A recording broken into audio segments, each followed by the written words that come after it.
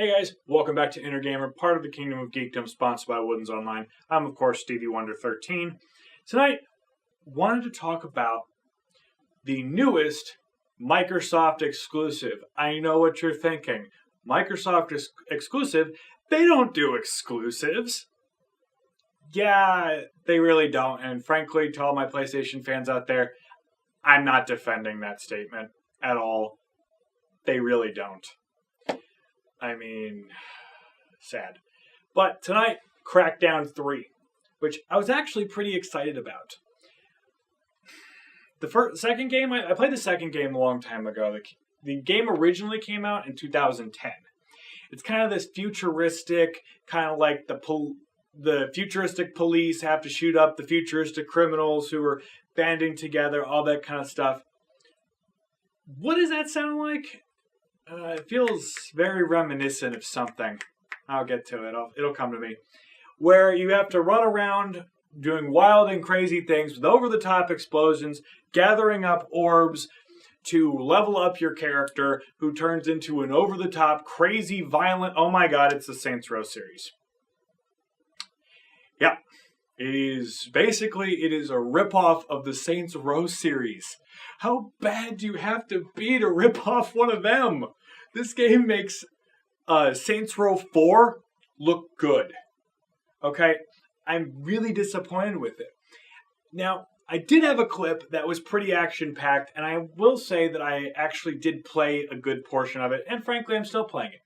Guess how much I paid for it? $1.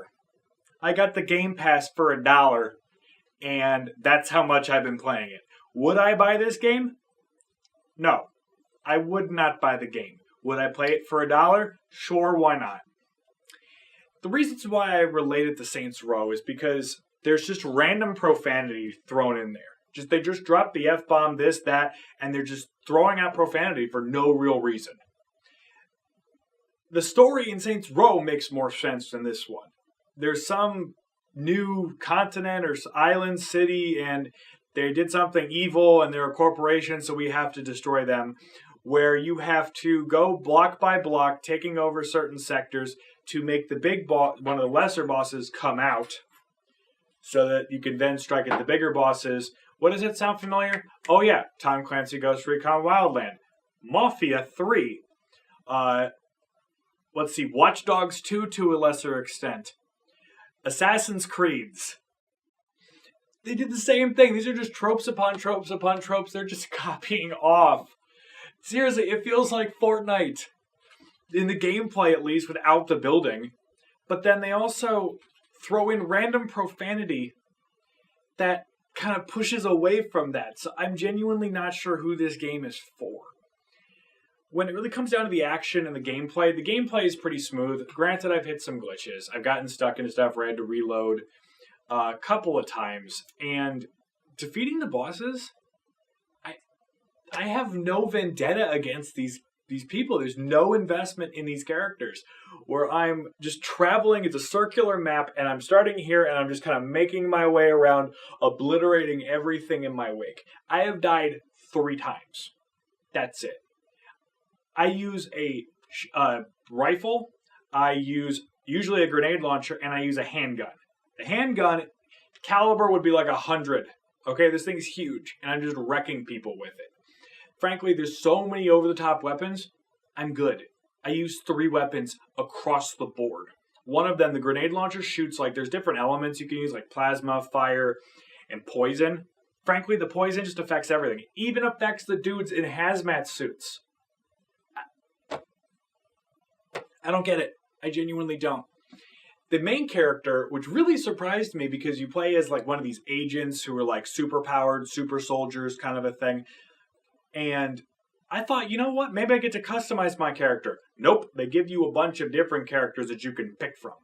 I'm genuinely surprised in this world where you're building your super soldier, you can't create your own one. When it came down to the elements thing, there was a lot of poison and there were these drones flying around. For my 40k fans out there, it felt like I was fighting the Death Guard. Okay? There was just there's just a dude with what's called the mulcher, and just spraying toxic sludge at me and just doing no damage to me. And I'm like, all right, One bullet takes him down. I just move on. When it came to more of the gameplay, after a certain point, you can gather these agility orbs, which makes you get a booster, which kind of shoots you up a little bit, and a thruster that makes you go forward. So I'm climbing up the watchtowers to take down the propaganda signals. I don't know, something. But they give you this little thing that you can throw out, and it gives you a boost, which is really funny because you can throw it out and cars will go boosting or guys will get pushed off the ledges and fall to their death. But I've realized that I don't actually need to go through the puzzles anymore because I can just drop one and then jump up the tower, put it down again, jump up the tower, and while they're trying to get you to jump across towers and get past all these traps and stuff, I'm just like, nope, I'm just going to bypass all that. When it comes to the actual characters, I genuinely think they spent their budget on Terry Crews. Okay? Like, the Old Spice guy. The Old Spice Terry Crews. Terry Crews from Brooklyn Nine-Nine. He's in the game. They didn't even try to disguise him. That's him. They made it look like they generated him into the game. And he's frankly one of the best parts. I genuinely think they spent their budget on him. The other characters, there's a lady that you work with who's like, we're the resistance, we're going to fight back. She's okay. The other guy that you work with is kind of like the major, he's the kind of like the guy in charge of the agency. I feel like he's like Charlie from Charlie's Angels. He's sitting in some chair somewhere, smoking a cigar, drinking whiskey, and then just kind of watching me blow stuff up while saying really stupid puns and stuff. He's like, yeah, burn him. Yeah, or, oh, yeah, that's sick. And when I shoot out a poison bolt or something. Like, he just said he's not contributing in any way, and he's just over my shoulder, like, throwing out obscenities and really stupid jokes. Which, I wish I could just mute him, because he serves no purpose to this game. When it comes down to the boss battles, the fact that I have no vendetta against these people, like I said, I don't know why they're bad. They're like, he committed war crimes. Okay, I didn't see it, and you never explained it. You never really did anything. He has like a 10-second clip of apparently doing those things, like a bio where his face comes up and he's like, ah ha ha, and he's, destroying the world. I don't know, that this was never explained to me, and there's no bio, there's no kind of backstory really beyond that 10 seconds. So the boss battles are fun, but they're very formulaic. I figured it out real quick. You shoot at them a couple of times, the waves come out, you wipe those guys out. Do you know how many unnamed guards I've killed in this game over the course of maybe 2 days?